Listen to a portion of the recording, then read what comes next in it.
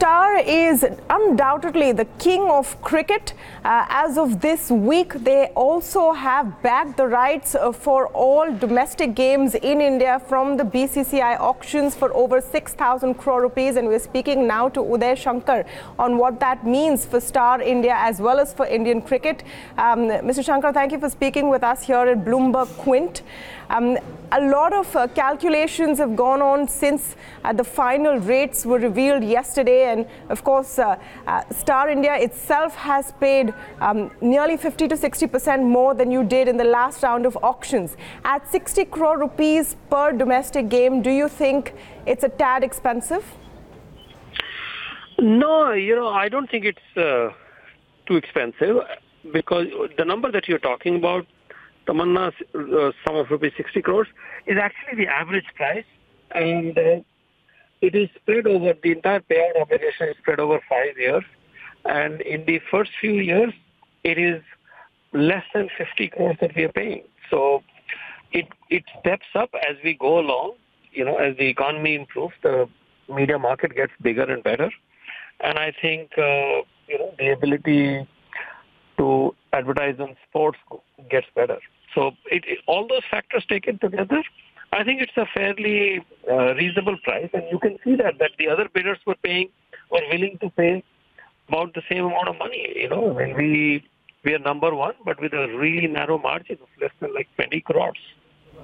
Mr. Shankar, when you and I spoke last September after the IPL auctions and the IPL bids were won by Star India, and at that time every IPL match was about 54 crore rupees per match by that calculation. I remember you telling me that IPL has much more viewership and much more sticky viewership as compared to, say, India playing with a smaller cricketing nation. Right now you have, in effect, even on an average, paid more for a domestic cricket game. Does it match up in terms of viewership? I do not recall that conversation exactly, but what I think happens is that when the Indian team plays, the ratings are actually better than the average IPL match. Of course, the IPL playoffs, etc., and some games rate very highly, but so does the national team rating. Because when the Indian team plays, for instance, England, Australia, South Africa, Pakistan, countries like that, then the ratings are really, really big. Even for tier 2 teams, the ratings are very big because, the national sentiment begins to play in there. What the challenge there is in test matches, which have a niche audience and they do not get that kind of rating. But then overall, when you see it as a bundle of products, I think the price that we have paid, in our view, is fairly acceptable. Okay, just one question of what the overall picture looks like. You have IPL, you have domestic cricket, you have the World Cup as of now, some international games as well. What is the big picture for Star Sports and cricket? I think, look, our journey in sports has been relatively recent. We used to be present through a joint venture, but as Star India, it started in 2012. We started with the rights that were available to us, but we always had a plan that over a period of time we would be able to turn over the rights and get to what we believe would be optimum portfolio, which is ICC plus IPL plus BCCI. It's taken us 6.5 years to get there, and we are really excited that we've got there. In the process, you may have noticed that we have also surrendered many rights, which are great rights, but we thought that they were expensive and they did not fit in our agenda. For instance, the bilateral rights with Australian board and the British, cricket board. We don't have South Africa, etc. So it's always a journey. Now we have come to this balanced position where we have the rights that we need, and it's selective, but it's all very high quality. All right. I'm also speaking with you, Mr. Shankar, on the eve of the IPL kickoff this season, and that has been a huge acquisition for Star India, no doubt. What are we going to see different this year that Star will provide, homing the IPL to viewers? Lots of things. look, IPL has been done very, very well over the last 10 years. I think BCCI has done an amazing job of developing that asset. So the core will remain the same, but you will see, for instance, at Star, we are very, very committed to taking content in people's own languages deeper and wider, and you will see a massive push in that direction. For the first time, IPL commentary will be available as a separate feed, independently produced feed in Tamil, Telugu, Malayalam, and Bengali, besides in English.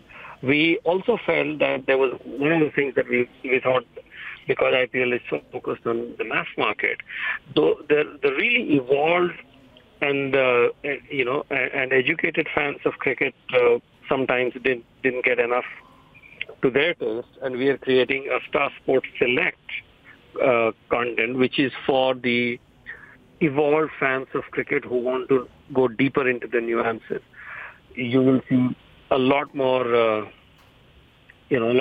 pace, a lot more investment in the quality of pictures and graphics, etc. So you will see a whole bunch of things. It's an incremental process.